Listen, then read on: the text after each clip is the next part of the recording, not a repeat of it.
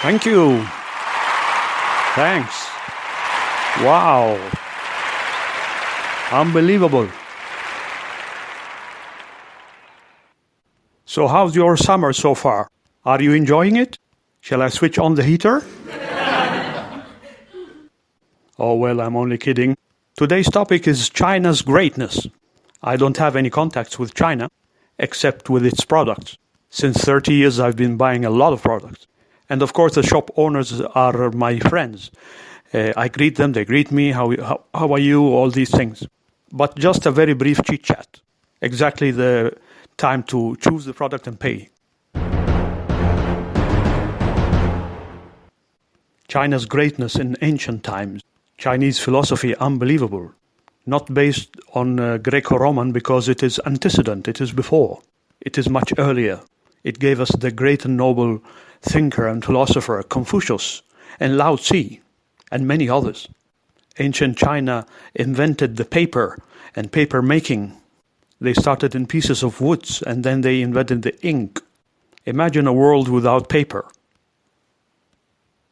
It invented the compass, very important for the navigation. Imagine ships without a compass. Invented the gunpowder. It was first used in medicine. And then after that, they discovered that it could also be used, unfortunately, in wars for defense purposes. And eventually, it became all over the world, and the world used it also for offensing purposes. China also invented the printing. As I said before, it started the printing in pieces of woods and then with the ink. It invented ceramics and porcelain. Imagine a world without ceramics and porcelain. And then came the Middle Ages.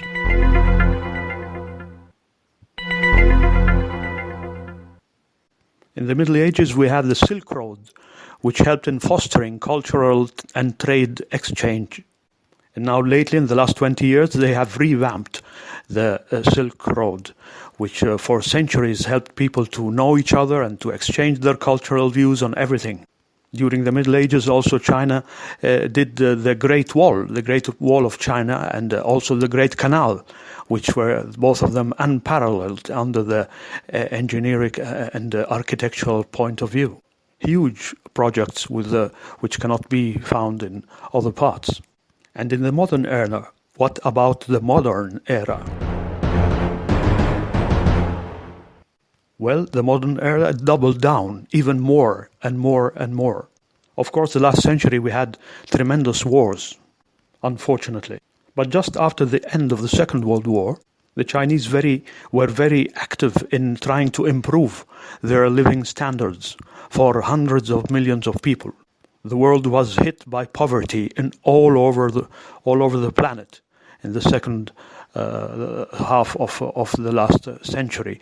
Right at the beginning, poverty everywhere. But China was quite quick, and it took out of poverty hundreds of millions of people. It excelled in technology, in space exploration, inventing high-speed rails, and massive plans of urbanization. New cities were coming out like mushrooms, and there was an incredible economic growth. And then also the global influence of China to the world, not only economic global influence, but even political. And it became just in a few years a leading economy and political influence. One of the great countries of the world, and under some aspects even the greater. China is now excelling in almost all fields of science and technology. And also following the ancient philosophical views, it keeps a wise, low-key profile.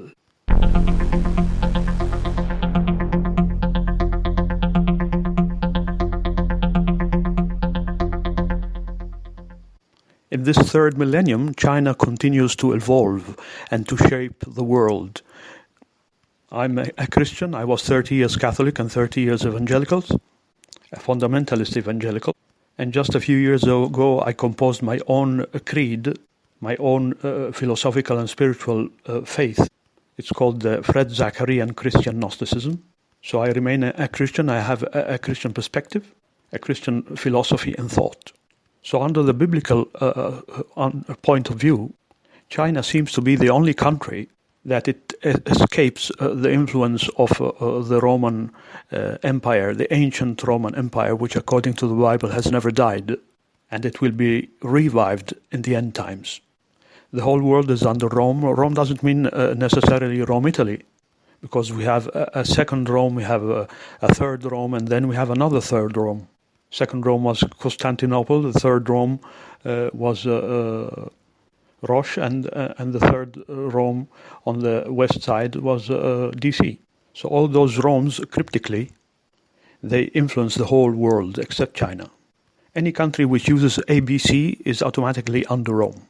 Rome wasn't in Rome, Italy, for 1,000 years. It was Constantinople for 1,000 years. The Eastern Roman Empire, which was still the Roman Empire. And then for a long time it went to Northern Europe, like the Holy Roman Empire, Anglo-Saxon and Germanic nations. Any nation which uses, as I said, ABC is under Rome, even if it uses it as a second language.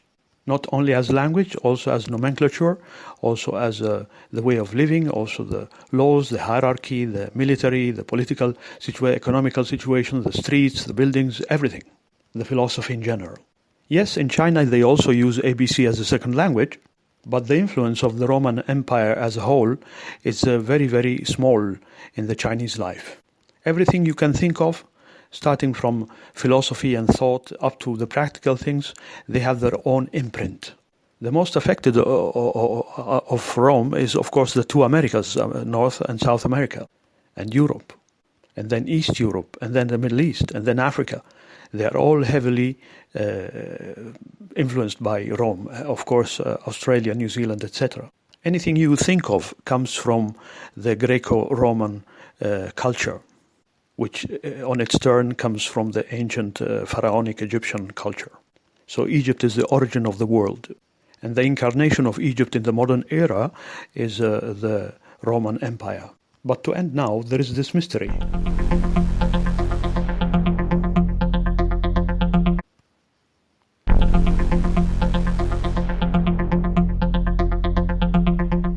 Yes, a mystery, because Revelation 13 talks about the whole world will be subject to the beast, to this beast which has its feet all over the waters. The waters is the nations. It says all nations. It does not exclude anyone. So how can we resolve this problem when the Bible says that all nations will be subject to the beast? Does it mean that end time will be in a very far future? Yes, it could be. It could be that I think it will be in around 2075. Once I said by mistake in one of my videos in 1975, and I was mixing it with my revelation in 1975 when I discovered the revelation. But actually, I believe that it could be the end times fulfillment could be in 2075. Or maybe there is another interpretation.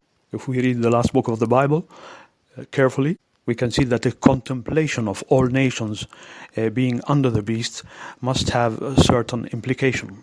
And only through prayer and introspection we can discover that, and through mysticism and Gnosticism. I'm a Gnostic.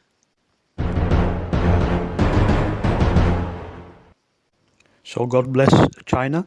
China also has a very large number of Christians, evangelicals and Protestants and Catholics and Anglicans and Pentecostals and Baptists, and all types of Christians are in China, and it should be in the very near future the biggest community of Christians in the world after the United States and Brazil.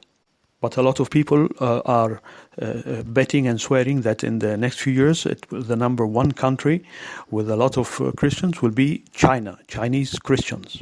So there is a great possibility that the welfare and the wonderful things in China are because of the Chinese people praying for peace and security and happiness and welfare and blessings from God.